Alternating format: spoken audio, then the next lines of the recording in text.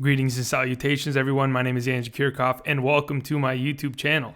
Today, we're going to be talking about the Week 8 waiver wire targets. So, for Week 8 of the regular season, I'm going to be giving you guys choices for the waiver wire positions, guys that you can go out and pick up in order to help your rosters as the season continues due to injuries that perhaps you've been plagued with, perhaps bye weeks, and perhaps maybe your guys are just playing inconsistently. So I'm going to be talking about guys that you can instantly pick up and play for this coming week in order to, just give your lineup that boost. And for the rest of the season, perhaps just create yourself the fantasy championship lineup. There's a lot of great players out there for this week, so I'm going to go over them. And without further ado, we're going to get into that. But I want to thank all of you who have subscribed and those of you who have gone down to the comment section and kind of conversed with me. When it comes to a couple of the suggestions I had, when it comes to defensive waiver wire pickups and kickers, I will be going over that a little bit later in this video and doing that Sunday live stream before the Sunday games kick off. So I'll get into more of that as the season continues, but there will be timestamps below if I haven't mentioned that yet. So those of you looking to jump around for specific names, that will be below. And without further ado, thank you everybody for subscribing and liking the video down below. I really appreciate that. Let's begin, shall we? Hey everybody, how's it going? It's Monday. Whew. Okay, so the Falcons and the Giants game is literally playing as I am currently recording this video. So I will not be mentioning either of those teams' players. I do not know the result of that game. I know that it is a low-scoring affair, unfortunately, for us fantasy owners, but that's just how this week has gone. Week 7 of the regular season was honestly a mess. A lot of uncertainty, a lot of mistakes on my part, and to be honest, it's fantasy football. So let's talk about Week 8 waiver wire targets. To mention this before, in Week 8 there are going to be 4 teams on bye. It's going to be the Falcons, the Cowboys, the Los Angeles Chargers, and the Tennessee Titans. So without further ado, let's get right into it. The number one waiver wire target, in my opinion, at the running back position, because, running backs reign supreme in fantasy. That's why we've changed it so that we talk about the running backs right away. It's Nick Chubb, without a doubt. Now, let's say, for example, no one in your league picked him up. I understand. Majority of the leagues that are currently watching, if you're a player in that league, guaranteed he's already been picked up. But let's say, for example, he hasn't been picked up. And, I don't know, waivers locked for some reason because there's only one day to pick up players in your league. I've seen that before. There's people in the comment section that say, hey, Andrew, my league only picks up waivers on Wednesday, and after that day, we are not allowed to use waivers again until the following Wednesday. Now, listen, that is a pretty stupid rule, to be honest. I understand that it's even and it makes everything balanced because no one can exploit, anything, but news like Melvin Gordon getting injured, guys getting traded, that stuff is unpredictable, and I think you should be allowed to pick up whenever you want and however often you want. So without a doubt, this week, Nick Chubb had himself a good fantasy week, ended up picking up that touchdown, made Duke Johnson look like a bum, and Nick Chubb going forward, being the lead back of this team, a rookie that honestly, this offensive line is not great, and it's going to hurt them, especially this week against the Steelers. I'm not saying specifically he's great against the Steelers, but I'm saying rest of season, Nick Chubb is an extremely valuable asset. He's going to have 15-plus touches out of this backfield, and that's the guy that you want on your roster, whether he's starting or not for the rest of the season, because he's going to help you win a fantasy championship. So that's Nick Chubb. Number 2, we're going to talk about Marlon Mack, the return of the Mack. I'll get into him a little bit later when it comes to statistics. If I'm not mistaken, in half-point PPR, this man dropped 30 fantasy points. Just insane numbers. But then again, they were playing against the Buffalo Bills offense and the Buffalo Bills defense. But to be honest, the offense was so inept that it just gave the Colts so much momentum, opportunity, and it just let Marlon Mack run over the defense and just take over the game completely. That's 2 back-to-back great performances from Marlon Mack. If he hasn't been picked up in your league yet, absolutely a guy you have to go after. I mentioned him last week, so I 100% doubt that he has been picked up. But let's say, for example, he's available, guys. He should be a guy that you have to go after because this Colts offense, it doesn't look like Nyheim Hines. It doesn't look like any of the other running backs within this offense, Robert Turbin, are going to be contributing very much. it is Marlon Mack. And with the production he's able to get, especially him having a little bit of opportunity in the passing game, it looks like Marlon Mack is the way to go, especially against a Raiders team, which we'll go into a little bit more into detail a little bit later. The Raiders are kind of a mess right now. But I think Marlon Mack specifically this week and going forward absolutely must pick up. And if you started him this week, boom, you probably won the week. Congratulations. Unless you were playing Todd Gurley. Because Todd Gurley owners, congratulations. You're going to get 30 points a week. Anyway, so let's go on. Let's move on to Jalen Richard. As I was mentioning, the Raiders, here they are.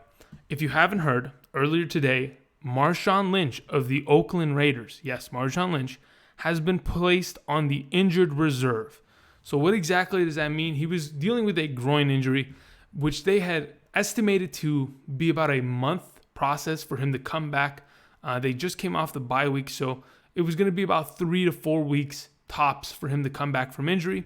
And with all the news that came out of the Oakland Raiders organization today, which we'll go into a little bit later when we talk about wide receivers specifically. But as of right now, Marshawn Lynch, he is on the injured reserve. That means he will be eligible to come back within, I think it's week 14. That means that Jalen Richard and Doug Martin are two running backs that have just been, increased in value. Just like how Carlos Hyde left the Browns and Duke Johnson and Nick Chubb's value increased, so will Jalen Richard's and Doug Martin's. Now, between Doug Martin and Jalen Richard, I honestly think that Jalen Richard is the way to go. As of the last couple weeks, he has been a target monster. He just literally eats up targets from Derek Carr on a weekly basis because honestly, the game script for the Oakland Raiders consists around, okay, we are down in points because our defense can't do anything. Offensively, we're pretty inept. So we have to try to get back into the game. What do? They don't put Marshawn Lynch in the game to catch the ball out of the backfield. They put Jalen Richard in, which is the right thing to do. I think going forward, especially because Jalen Richard's success within this offense, he's a good option. Let's go into a couple of Jalen Richard's stats just to kind of throw it at you, kind of get you an idea of what you'll be picking up. He is for sure a PPR guy, without a doubt. If you're looking for that standard pickup, it's going to be Doug Martin. But PPR-wise, let's just go into these stats. Over the last, how many weeks has he played? Okay, he's only played 6 weeks because they just had their bye week. But in the last couple games, you ready for these stats? 7 receptions on 8 targets, 6 receptions on 6 targets, 3 receptions on 5 targets, and 6 receptions on 7 targets. And then the yards, right? 48, 53, 38, 59. Guys, he is a 10-point a week, half-point PPR, full PPR kind of guy. In standard leagues, he's not going to be as valuable, obviously, because him being able to catch the ball, 3 to 5 times out of the backfield, that's 3 to 5 points in a PPR. And that's just incredible value going forward. And I think, honestly, this team is trying to rebuild. They are getting rid of their weapons left, right, and center. And I think Jalen Richard and Doug Martin will be good, but Jalen Richard specifically, I think, is going to be great in a PPR format because we've already seen him being able to produce. Imagine if they start involving him in the run game as well because Doug Martin is a bum. Exactly. I think it'll be good. All right, number 4. Okay, we're going a little deep here. I thought, in many of your leagues, there are obvious guys that you have to pick up, and I wasn't going to mention them, right? So we're going a little deep for leagues that are just like mine, where you play in a 10-team league where each team has about 12-team league. Each team has 20 players on roster, and it's deeper, right? Where the waiver wire is an absolute wasteland. It's barren, and there's nothing for you to pick up. So therefore, we're going a little bit deep. We're going to talk about Kenjon Barner. Specifically, I am suggesting Kenjon Barner this week because of Sony Michel's injury. If you are a Sony Michel owner, I'm sorry, I do not have any news talking about to what extent Sony Michel is hurt or when he will be coming back. When I get that information, and once anybody gets that information other than the New England Patriots organization, I will be able to update you on that. But as of right now, I'm not sure to what extent he is injured. Obviously, if you're a James White owner, such as me, we're dancing. We're having a good time. James White dropped 25 points yesterday, 2 touchdowns, and he's going to continue to be that monster in that backfield.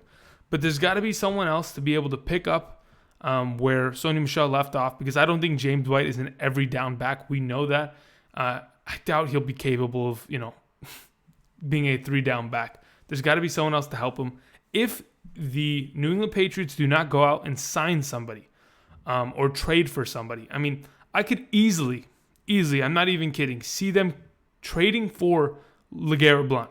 Okay, what Kerryon Johnson, I don't know why I keep Kieran, I don't know what it is, but it's Kerryon. What Kerryon Johnson was able to do this past week for the Detroit Lions, that in itself is, you should be 100% confident that he's going to be the starting running back rest of season, right? So I think there is a possibility with the familiarity of LeGarrette Blount that they could just go out and maybe trade for him. Matt Patricia's over there. I don't know how attached he is to LeGarrette Blount, but maybe he'll do his old boss a favor. But as of right now, if they don't sign anybody, Kenjon Barner had 10 touches on the ground this past week. We know Kenjon Barner from, being one of those Oregon kids when Chip Kelly and that offense was reigning supreme over there. But as of right now, Kenjon Barner could have some potential fantasy value. He's not a guy that can plunge up the middle, but he's a diverse running back that can be used in the passing game as well. Him and James White are similar to an extent, but James White is obviously the preferred because he's the better NFL player, for sure, without a doubt. So that is a suggestion, number 4. Number 5, as I mentioned before, if you are looking for the standard equivalent of Jalen Richard, it's going to be Doug Martin. Now, Doug Martin is going to get majority of the carries, without a doubt. He's going to get majority of the touches in this backfield until the Raiders organization feel like, okay, we got to start tanking games so we get the number 1 overall pick, right? Because that's what they're going for at this point. So Doug Martin, as of right now, he's going to get about 15, maybe 12 to 15 touches a game, I think. All of them being on the ground. All the passing work is going to be taken care of by Jalen Richard. But I think Doug Martin, inheriting this, he is a decent pickup for those of you who are really struggling at the running back position. If you have, Fournette, Dalvin Cook, guys potentially like, what's his name? TJ Yeldon, who's maybe replaced sooner rather than later. If you have guys on bye week, I 100% suggest Doug Martin could be a good play this week against the Colts defense, who honestly, the Bills' offensive line and their running backs, LaShawn McCoy, yes, he went down with a head injury early in that game, but Chris Ivory was able to be successful, and the other running back, the third running back, his name eludes me as of right now, he was able to be successful as well on the ground, so I think there is an opportunity on the ground for the Raiders to be successful against the Colts this coming week. So Doug Martin, a good suggestion. For some reason, we have 2 number 4s because the production team doesn't know how to count. Anyway, the last guy I wanted to mention is Raheem Moestert or Mustard. It doesn't matter. I'm pretty sure it's Mustard, okay? Raheem Moestert of the 49ers, okay? So here's the deal. Matt Breida, he is a mess. He continues to play hurt.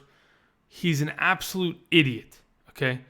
I have no idea if the team is pressuring him or he thinks, oh man, I got to keep my job. I got to keep playing. Dude, you're obviously injured. Every other play, I mentioned this weeks ago. Every play, it's 12-yard run, hobbles to the sideline.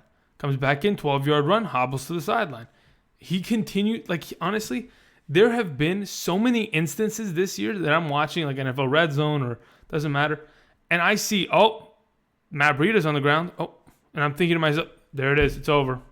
There's the season. And then all of a sudden he gets back up and then he's back in the game. I get the notification.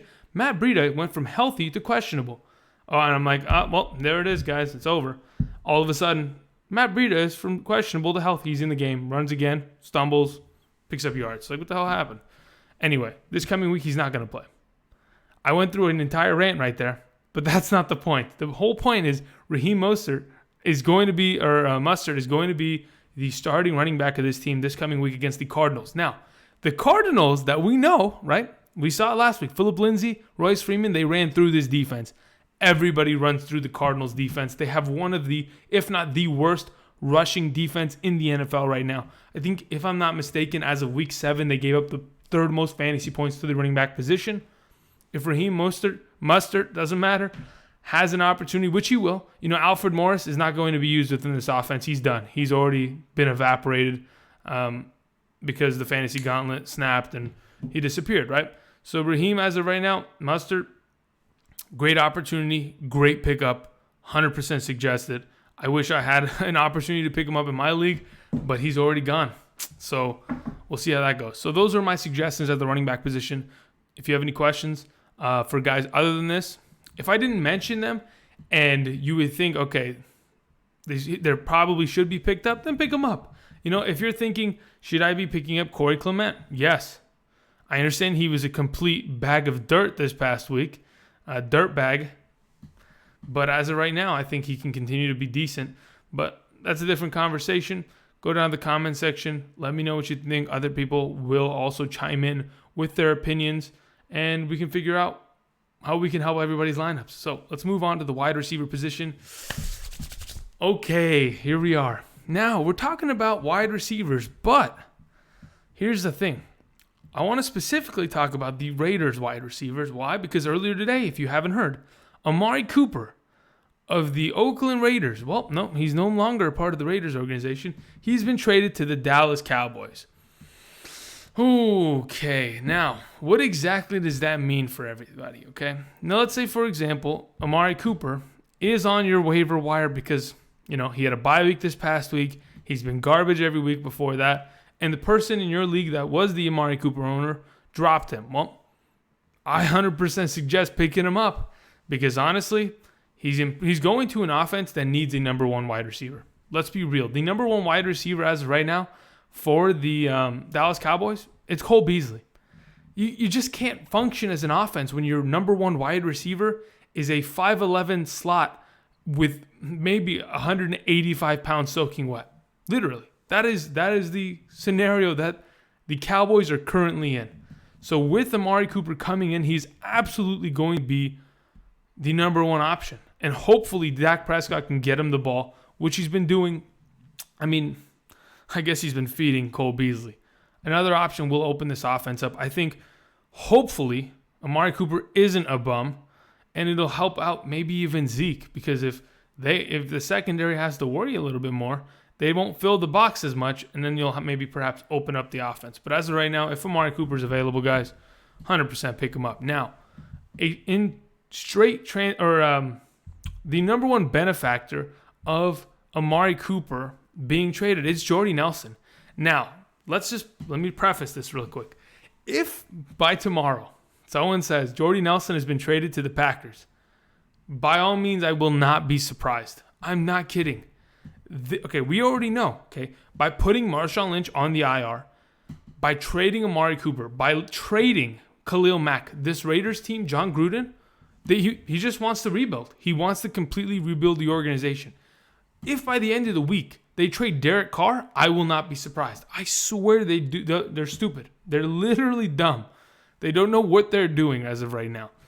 And if they do it, I wouldn't be surprised. Maybe he goes to Jacksonville. Maybe they send him to New York. You never know, as in the Giants, because we know Eli's a garbage can. But as of right now, you never know. But the main benefactor is Jordy Nelson going forward. As of the last couple weeks, he's improved in his play because they moved him to the slot position. So the question is Jordy Nelson going to be pushed back out towards is he going to be an outside receiver, which is going to decrease his value? Because he doesn't have the speed that these corners have, right? Jordy Nelson isn't, a guy that's being able to burn you with his feet. His route running is crisp, but he's not a guy that's going to be able to pressure you with his speed, which makes it easier for, outside corners to be able to just clamp down on him. But I think as of right now, Jordy Nelson, an absolute waiver wire pickup no matter what happens. And also Martavius Bryant. He's a guy that has the speed. He is an outside receiver. I just don't know how much they're going to be able to use him. But Martavius Bryant and Jordy Nelson, they are both waiver wire pickups for this week that I think can absolutely help your lineup. Now, moving on off of the Raiders organization, we're going to talk about a couple of the Cardinals. But specifically, I want to talk about Christian Kirk. Going forward, obviously we know that Mike McCoy, the offensive coordinator of the Arizona Cardinals, has been fired as of last Thursday because of that absolutely embarrassing game in which you let Josh Rosen just get annihilated, right? The offensive line didn't play well, and that just led to a complete... And in the play calling, doesn't matter. As of right now, Christian Kirk hasn't looked bad at all. I've actually started him in a couple of my leagues, specifically because statistically he's He's not bad. He's getting receptions. He's getting targets. He has a lot of opportunity. And I think, as I mentioned before, opportunity leads to success, especially in fantasy football. Just reading the last 3 weeks of stats, 3 receptions, 85 yards, and a touchdown. 6 receptions, 77 yards. 3 receptions, 57 yards. Even this past week, right? In that game where the offense literally couldn't move the ball until they finally, were allowed in the later stages. He still had 7.2 points in half-point PPR. Now you might be thinking, Andrew, why are you suggesting a guy that puts up 7.2 points? Well, that's not the point. The week prior, 10.7. The week prior, 16.5. I'm just trying to paint a picture. I'm trying to create a narrative as of right now. All right, Larry Fitzgerald is going to have value. David Johnson is going to have value. We know that. But who else can potentially be a guy that you can target, maybe pick up, put him on your bench, and for the rest of the season, perhaps, maybe for the next couple weeks until they have a bye week, who can have value? And I think Christian Kirk going forward, we know that he is building a pretty strong rapport with Josh Rosen. I think going forward, Christian Kirk is a guy, I even mentioned him last week, against this matchup, against the 49ers, I think he could have a good week. And target-wise, right? As of the last couple weeks, I'm going to read I'm going to read almost every week. So in week 1, right? 2 targets, no big deal. Week 2, okay, but these are with Sam Bradford, 5 targets. Now, we get to the Chicago game in which Josh Rosen switches in. 8 targets, now 5 targets, 4 targets, 7 targets, 6 targets. He at least has a soft cap of a floor right now. Hopefully it increases, but as of right now, I think Christian Kirk could be a good waiver wire pickup going forward. Number 4, I wanted to mention guys that perhaps were dropped this past week. We know that the Raiders, obviously, as I mentioned, Jordy. Amari Cooper as well. We know that the Steelers were on bye week. I doubt anybody dropped any Steelers unless it's Vance McDonald. Also, talking about Steelers, Le'Veon Bell still hasn't come back. James Conner owners, rejoice, stay happy. Okay. And also the Packers, which is, Devontae Adams didn't get dropped. Geronimo Allison potentially could have gotten dropped this past week, and or anybody on the Seahawks, which potentially is Tyler Lockett. So I just wanted to mention Tyler Lockett specifically because I don't think anybody's dropping Doug Baldwin in your leagues. If they perhaps did, Doug Baldwin should be instantly picked up. It goes without saying. But specifically, I want to talk about Tyler Lockett prior to his bye week. He's been pretty good. Fantasy-wise, he's been a guy that, honestly, I didn't expect to have such a good season. I know going into it, he was the number 2 wide receiver within this offense. But the fact of the matter was that Doug Baldwin was still going to reign supreme in this offense. After Doug Baldwin had his injury, was out for the first 4 weeks of the season, it increased a role for Tyler Lockett. It created a safety blanket for Russell Wilson, which has just created fantasy value going forward. In the first 6 weeks of the regular season, right? Obviously, he didn't play this past week, week 7, because of a bye. He has scored 80 fantasy points in 6 weeks. I mean, he has been absolutely fantastic. Look at this statistic. You ready to hear this? In 6 weeks, in the 6 games he's played, he scored 5 touchdowns already. 5 touchdowns in the first 6 weeks, guys. He is a fantastic wide receiver. He has a lot of value, and especially because the Seahawks and Russell Wilson, as the season progresses, they begin to heat up, guys. Russell Wilson, we all know, in the back half of the season, he is a way different quarterback than he is in the first half. He always improves. He is almost always that much better to where you can be like, all right, Russell Wilson has to start every single week, especially because he's finished his bye week. He becomes matchup proof. He becomes a fantastic receiver. And going forward, I think Tyler Lockett should be picked up if he is sitting on your waivers. All right, number 5, I want to talk about Tre'Quon Smith. Played 75% of the snaps this past week against the Baltimore Ravens. Now, statistically, he wasn't great. I think he had about 4 catches on 5 targets for about 40, 50 yards, something like that. Not exactly sure. I could look it up, but I'm getting lazy right now. But as of right now, he is the number 2 wide receiver. Why? Because good old Cameron Meredith had 0 targets. That is a telling sign. That means that Tre'Quon Smith is going to be that number 2 wide receiver. Yes, he wasn't able to produce well, but that is a great defense on the Ravens side of the ball. They were able to give the Saints as many problems as they could possibly handle. until Justin Tucker decided to show up and miss a PAT. I don't even understand. That thing literally hooked. It hooked. I don't even understand. It was like a bird hit it midair and it just boop. Either way, Tre'Quon Smith going forward. We mentioned this on Saturday, but for those of you who are playing in deeper leagues, have a bench option. Tre'Quon Smith going forward. And then the last guy I want to mention, I want to talk about Danny Amendola. What is happening to Danny Amendola? I mean, I guess it's an automatic boost because of Brock Osweiler. I'll mention Brock Osweiler in a little bit, unfortunately, but I mean, of the last 2 weeks, okay, Danny Amendola, 11 targets, 8 receptions, and 59 yards. That was against the Chicago Bears only.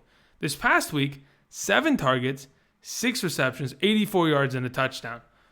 Are you kidding me? 18 targets, 14 receptions, 140 plus receiving yards, and a touchdown in the last 2 weeks. Danny Amendola? Wow. I mean, it's something we can't ignore. And I think he's probably injured at this point. Let me see this. Danny Amendola can never stay healthy. Was listed as a participant at practice. Okay. So here's the information that we do know. Albert Wilson this week, he's out. Okay. Why? He had an injury at the end of the game. He will not be playing this coming week, if I'm not mistaken. Let's go ahead and confirm that, so I'm not just giving you bogus information. He is out this week. It has already been declared. Why? Because the Miami Dolphins play at Houston against the Houston Texans this week at NRG Stadium on Thursday night. I don't know why that happened, but it happened. So we know for a fact that Albert Wilson is out. We know for a fact that Kenny Stills, who also sustained an injury in this last game, is out. So who are the wide receivers for the Miami Dolphins, you may ask? Well, we have Danny Amendola, and we have Devontae Parker. I mean, honestly, I'm quite curious. I'm going to go ahead and do this really quickly. Let's see. Where are the Miami Dolphins receivers?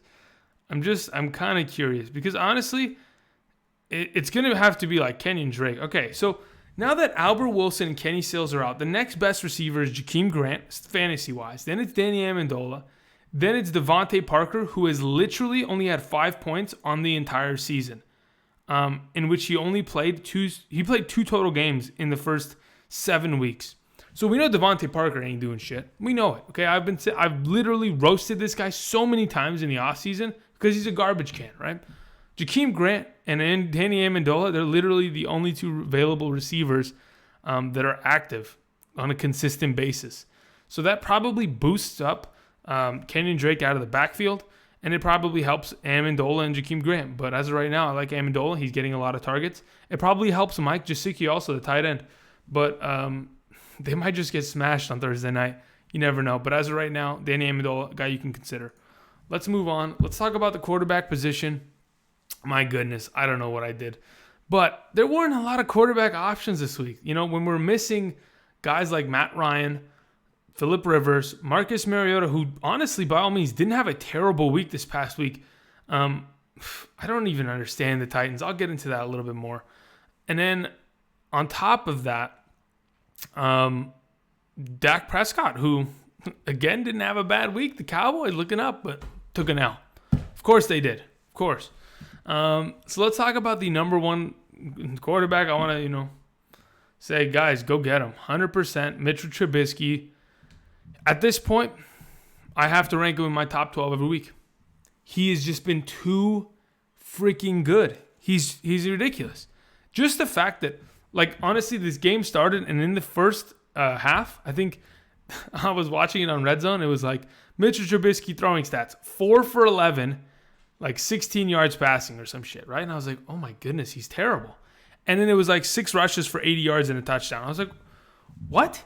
This guy's got legs, and he was running all over the Patriots defense. He was making plays, eventually made himself a couple plays at the end of the game to where you were like, oh my goodness, this guy is actually, he's ridiculous. Why is he able to consistently produce like this? Of the last 3 weeks in 6-point per passing touchdown leagues, Trubisky's points have been 35.42, 33.34, and 55.46. He has thrown a total of 11 touchdowns and only 3 interceptions in the past 3 weeks. My goodness, he is an animal. What is he doing? I don't know, but Matt Nagy has finally got to the point where they're going to be able to be successful. They play against the Jets this week. Hopefully he's available on your waiver wire. If he is not, then I got a couple more options for you. The next guy I want to talk about. Now listen, for many of you who asked, Andrew, who should I start with this week, Andy Dalton or Jameis Winston? There were many of you. I know it. I want to go ahead and apologize in advance, okay? Here's the thing. I can't control how Andy Dalton plays. He's a garbage can sometimes. It happens, right? It happens. I just didn't think he would be that bad last night. I mean, honestly, the entire offense didn't show up. The coaching staff didn't show up. Honestly, they should have never even gotten off the bus, much less, and showed up to that game. Andy Dalton was bad. In turn, because Andy Dalton was pretty garbage, A.J. Green didn't perform as well. Tyler Boyd didn't perform as well. Mixon was nowhere to be found. And it hurt C.J. Uzomah, but Uzomah still had himself some stats, guys. He still had some stats. But otherwise, Andy Dalton was a garbage can. He gets to redeem himself this week. For those of you who are playing in a league where perhaps somebody dropped Andy Dalton, or you're thinking, I got to drop him this week, I'm done with it, right? Just consider this. The Buccaneers have given up a lot of points, and they continue to give up a lot of points to the offense of any opposing team that they play. They played against the Browns, who by all means are really not that good at offense. Okay, Baker Mayfield is not fantastic. Yet Baker Mayfield in 6-point per passing touchdown leagues had 25 fantasy points this week. How do you explain that? I'll tell you. The Buccaneers defense, yes, their D-line is great. JPP, Vita Vea, Gerald McCoy, they're gonna get after you. Bu Allen, they're gonna get after you. It's a guarantee. But their linebackers and their secondary, especially with Levante David going down with that ACL injury this week, it's gonna just be free reign, free fantasy points. I'm telling you guys, do not sleep on Andy Dalton. I understand he was garbage, but just consider it. All right, Joe Flacco, number 3, had a pretty good game. Like I mentioned, he was a guy that was ranked, I think, in round 15 for me this past week. He's a guy that just had a very good matchup. The Saints' defense is not great. This coming week, he plays against the Panthers. I think he can continue his momentum. I understand he wasn't great the entire game, but that's just Joe Flacco. I'm not suggesting, guys, they're going to be amazing. Why? Because the amazing guys like Rodgers, Roethlisberger, Brady, Kirk Cousins, Goff, Matt Ryan's on bye week, but Russell Wilson, those kind of guys, they're not going to be available. If they are, by all means, pick them up. By all means. But these are for the leagues that are maybe 2 quarterback or extremely deep leagues where people just stack 2 quarterbacks on and have one in their bench. If Matthew Stafford's available, pick them up, guys. But as of right now, these are guys I'm just throwing out there, okay? Joe Flacco, I think he could be good. I don't know. He's playing in Carolina, though, so that's what kind of gives me a little bit of hesitation, especially how the Panthers were able to turn it around and pretty much clamp down on the Eagles' offense this past week. It scares me a little bit, but he's an option for you. The last guy I want to mention, the quarterbacks this week, they're not great. Honestly, their options at quarterback, unless you're willing to go out and start a guy like Case Keenum, which I wouldn't suggest, or a guy like C.J. Beathard, who absolutely shit the bed this past week. But maybe you have to start guys like Derek Carr, who play against the Colts, C.J. Beathard, who plays against the Cardinals defense, maybe Josh Rosen against the 49ers defense. You can go out and try to get these guys, right? They're going to be available. It's just, are you willing to take the risk to start him or them in their specific matchups over guys that probably are available? That's the question. And if you can answer that, then that'll be great. Instead of asking me. I'm just kidding. It doesn't matter. Number 4, Brock Osweiler. Here's the deal. Here's what I wanted to mention. What if, just by chance, Brock Osweiler had himself a Thursday night game in which, you know how we talk about those games where, it's the revenge game? Well, Ben Watson this past week had himself a pretty good revenge game. But what if Brock Osweiler, with 2 of his top receivers down this week, walked in to Houston and tore apart that defense? What if? Is there a potential? Sure there is. Brock Osweiler continues to perform. If I'm not mistaken, he had like 20 fantasy points and 6-point per passing touchdown leagues. Stop, Osweiler. You got to stop, right? I'm assuming he's going to be, this week because you can only survive with so many receivers being out. But as of right now, it's an option. All right, let's move on. Let's talk about tight ends. Guys, again, these guys must have already been picked up. If they haven't, which, some of you playing Thinner leagues, go for it. O.J. Howard played well. He got a touchdown called back. He should have had about 17-plus fantasy points this week. Got screwed over, ended up with around 9, if I'm not mistaken, in half-point PPR. Still a good option. He is getting all of the receptions over Bright. It's not even close. CJ Uzomah playing against the Bucs. Guys, I mentioned him this past week. He had a decent week, even with that offense being just absolutely terrible. I think he's a good option for this week of the regular season. Number 3, Ben Watson. Again, had a good week.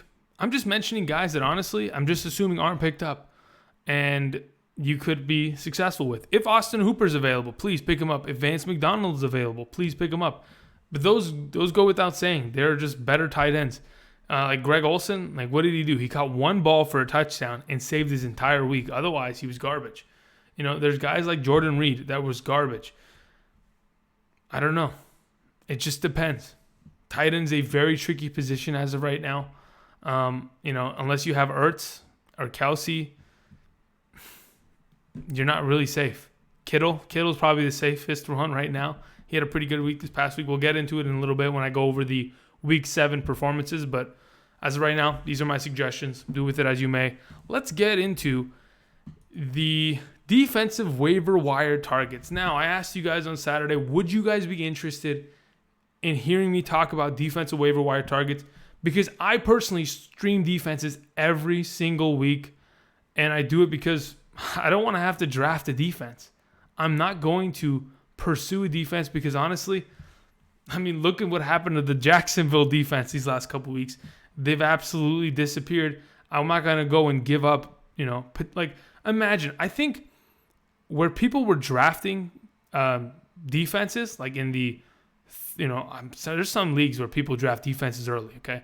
But when people start drafting defense in like the 13th, 14th, 15th round, okay, I'm able to pick up players like Matt Breida this past season. Not kidding, Matt Breida, James White, guys like that. I'm just saying that's why I 100% suggest. I don't even like playing a singular defense because matchup-wise, sometimes it doesn't make sense. It does not make sense. So I go for streaming defenses. These are my top 4 prospects and targets for this week. Let's go over it. New England Patriots, number 1. If they are available, they have to be a waiver wire pickup this week. Why? They're going to get you 20-plus fantasy points. Without a doubt. Why? They play against the Buffalo Bills. What did the Colts do this week for me? Let me check. I'm pretty sure. Let me see. I started the Colts everywhere defensively. They got me 19 points. While Jermaine Kearse and Matt Breida got me a total of negative 0.5 points. So obviously this defense helped me out a bit. So 100% New England Patriots defense. They play against the easiest team. They literally, guys, the Buffalo Bills have taken a potato off of the couch. Not a couch. He's literally a couch potato. Okay. Ryan Anderson came off of his couch. He was watching NFL Sunday Ticket. He got a call. Yeah, hello? Yeah, Ryan Anderson. We're the Buffalo Bills, and we think we want to completely throw the entire season to get a number 1 overall pick because the Raiders are really trying to beat us to that spot. So would you do us a favor and come in and throw 14 picks as quick as you possibly can? I don't know if I could do that, guys. Listen, I'm on the couch. I'm feeling pretty good. My knees have, just begin to hurt now that we're on the phone. I'm not sure if I'm willing to go after this. Well, listen, we're going to give you a lot of money. You know that Jay Cutler money? Yeah, you're not going to get that kind of money, but you could get enough to pay off, your kids' student loans when they go to college. You know what? That sounds like a great idea. All I got to throw is 14 picks? 15? No. 14 picks, right? Yeah, that's all you got to do. Done. He's on the team. Congratulations. New England Patriots, pick him up. I don't know where that went, but congratulations, guys. That's called, what is that called? I don't know. I don't know what just happened there. Number 2, Indianapolis Colts versus the Raiders. I talked about the Raiders, right? They're going to mail it in eventually. This team is not going to be able to score points because they're just getting rid of all their weapons, right? You don't have Marshawn. You don't have Amari Cooper. You have Derek Carr that's coming off an injury from that Seattle Seahawks game in London where he got completely destroyed. His offensive line is in shambles. An offensive line who is, I think, salary-wise in the top 5 in highest paid offensive lines. They're getting destroyed. Indianapolis Colts, who just popped off this past week, could have another good week. That's why I'm suggesting them as a waiver wire target, as a streaming defense. The next team I want to talk about, the Washington Redskins. I just want to go check really quickly what happened to that game. I got to just check this. Oh my goodness. Okay. That's unfortunate. So here's the thing. We know the fact that the Giants are not a good defense, but I think the Redskins this coming week could have a pretty good option to just completely destroy this defense. We know that, well, I just checked, they barely scored 20 points on the Falcons defense. So obviously there is a chance that, the Washington defense, they just clamp up. They completely destroyed any sort of chance that the Cowboys had. Obviously Dak was able to try to come back, but Ezekiel couldn't move the ball. And I think the Washington Redskins this week could have a very good opportunity in fantasy. Oh, my goodness. So the last option I wanted to talk about, the Kansas City Chiefs defense, a defense that for sure is going to be on the waivers. It's going to be on the waivers. Now, why am I specifically talking about the Kansas City defense when I have said in the past they're terrible? Well, their home to road splits on points per game is pretty... It's a pretty interesting thing, right? According to I literally wrote it down in a notebook and I figured it out. They give up on the road, when the Kansas City Chiefs are on the road, they give up 32 points per game to the opposing team. That's how many points they give up, their defense. While when they're at home, they only give up 17 points per game. They're a much better defense at home. In the last 2 games that I've seen them at home, they made Blake Bortles turn over the ball 5 times. And they just made Andy Dalton look like, a piece of garbage. Straight up. So I think at home, they could be, and they are, and they have played way better. They cause way more turnovers, and they are a better defense overall. This coming week against the Broncos, they're at home. I don't think this Broncos offense, I know what they did to the Cardinals. I don't think they're as good as, they may think. So going forward, I think I like the Kansas City Chiefs as a streaming defense. So those are my options. And let's go ahead and move on. Also, for those of you thinking about kickers, just pick up a kicker on a very high-scoring offense. That's it. Guys I like specifically, Adam Vinatieri, Matt Prater. These are 2 guys. These are 2 names that perhaps haven't been owned yet or aren't owned in your league. These are guys I like. Otherwise, if you can get Harrison Buckner, that is the best kicker. Why? Because the Patrick Mahomes Kansas City Chiefs offense, they score a bunch of points. Greg Zuerlein, that's another high-scoring offense. You want offenses that are going to score, therefore they will get you eventual points from the kicker. So, that's my suggestion for kickers. Otherwise, I don't have specific names. All right, let's talk about Week 7 really quickly. I can't be here all day, so let's just go over this. Obviously, Patrick Mahomes is the number 1 quarterback. It's going to consistently be this way, and as defenses try to adjust, they are not going to be able to really stop him because they just can't. I don't know if there's a defense in this league that is going to be able to stop this man, but we'll see. There's a lot of time left in the season. Mitch Trubisky is number 2 from this past week in Week 7. Been playing out of his mind, guys. You'll see by the rankings this coming week. He continues to improve. Number 3, Andrew Luck. This guy, Andrew Luck, I'm telling you, besides Patrick Mahomes, Andrew Luck, for those of you who own him, for a fact, right? He is single-handedly winning you games in fantasy on a weekly basis. It's fantastic. And it's helping you guys out, and I'm glad that he's continuing to be really good. Cam Newton, somehow, from going with 0 points entering the 4th quarter, ended up with a 30-point fantasy game. I don't know how he did it, but he's an absolute animal, and that's just Cam Newton for you. He's a guy that's going to be able to score points with his legs or with his arm, and he ends up dropping 29.5 points in 6-point per passing touchdown leagues this past week. Tom Brady, a good quarterback. Number 5, seems reasonable, played well. Number 6, Baker Mayfield. Why did he score almost 25 fantasy points? Well, he played against the Buccaneers defense. Jarvis Landry finally had a resurgence. Why? Because they played against the Buccaneers defense, guys. This coming week, you might be thinking, should I start Baker? I'm not sure. They play against the Steelers, and I don't know if the Steelers are going to get completely fooled by Baker. That's going to be that's a tough sell for me. All right, number 7, Phillip Rivers continues to be a baller. Continues to throw the ball down the field to Tyrell Williams consistently. Number 8 was Joe Flacco in a great matchup. Number 9, Carson Wentz. And number 10, Dak Prescott. Going forward, I mean, all of these names, besides maybe Baker and Prescott, are guys that are going to continuously start within your leagues. So going forward, this isn't really much of a surprise. Hopefully Dak Prescott will improve, but he's on the bye week this week. I doubt many of you will be able to pick him up or want to pick him up because you don't really have to. And Baker Mayfield, I just can't trust them going forward. So I'm going to go ahead and say sit Baker Mayfield and just be careful with them. Let's talk about running back specifically. Kareem Hunt. What the heck happened? Right? I mean, it's a product of the offense. That offense last season was one of the highest scoring offenses in the league. They've turned around and they've continued to be successful. Kareem Hunt, just another product within that offense that is just going to be so fantasy relevant going forward. If you have Kareem Hunt, my goodness, you're enjoying life right now. You've won this week, and hopefully you can continue to have this much success.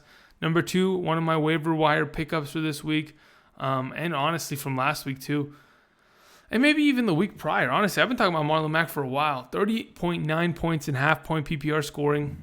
He was just absolutely diverse. He was dynamic, and he played against a very bad team, so he had himself a good week. Todd Gurley. Okay, you ready for this statistic? Todd Gurley scored 14 touchdowns thus far this season. 14 touchdowns. Last season, he had 20. How many touchdowns did he have last season? I think it was just straight 20 touchdowns, if I'm not mistaken, which is pretty. Oh, my goodness. Wow. Yeah, it was like 20, I think, with receiving and rushing touchdown. I didn't even look it up because honestly I saw something and it disturbed me. He had about 20 some odd touchdowns, right? He's on pace to try to break LaDainian Tomlinson's total touchdown record, which is 31, right? We're only 7 games into the season. He already has 14. The statistic that I heard was that pretty insane. It's mind-boggling. Todd Gurley thus far has already scored by himself more fantasy points than the entire Buffalo Bills organization. If you put all the Buffalo Bills organization together and you add up all their fantasy points combined, Todd Gurley has more points than them. Imagine that. Number 4, James White. He's going to continue to be good for James White owners. I love it. Going forward, it's going to be great. Number 5, Latavius Murray. I mean, as long as Dalvin Cook is absent, he's going to be great. Kerryon Johnson. Whatever. I'm glad that I had that update on the rankings, honestly, because if I didn't, I had this guy in the mid-20s. I'm glad that after I saw that Theo Riddick was out, I was like, boom, this guy's going to get a bunch of receptions. He had a bunch of opportunity, and therefore he was successful within this past week's matchup against the Miami Dolphins was fantastic, and I think going forward he's going to be great. Number 7, Dion Lewis has somehow resurrected his career after hanging out with Derrick Henry for way too long. He found himself 6 targets and 6 receptions, had himself a pretty good game. I mean, honestly, that Tennessee Titans, they should have won that game, but fantasy-wise, I don't know how relevant Dion Lewis is going to be, but by the rankings tomorrow, we'll get a good idea. Tariq Cohen, he's number 8 for the second week in a row, and he's dropped 15-plus points in half-point PPR for the third week in a row. He's fantastic. Kenyon Drake, hopefully will get more work. Hopefully. He continued. I mean, this is the third week where he's been decent, right? And, better than decent in some cases. So this is the third week. I honestly think that Kenyon Drake, I originally said he needs 4 weeks to be great. This might be the last week, and then I can let him go. I can let him roam free. The last guy that played pretty well, disturbingly, I don't understand how. Lamar Miller had over 100 yards rushing. As I mentioned in the past, guys, the Jacksonville Jaguars give up the most points on the ground because that's where they're weakest, and they're not good against the run.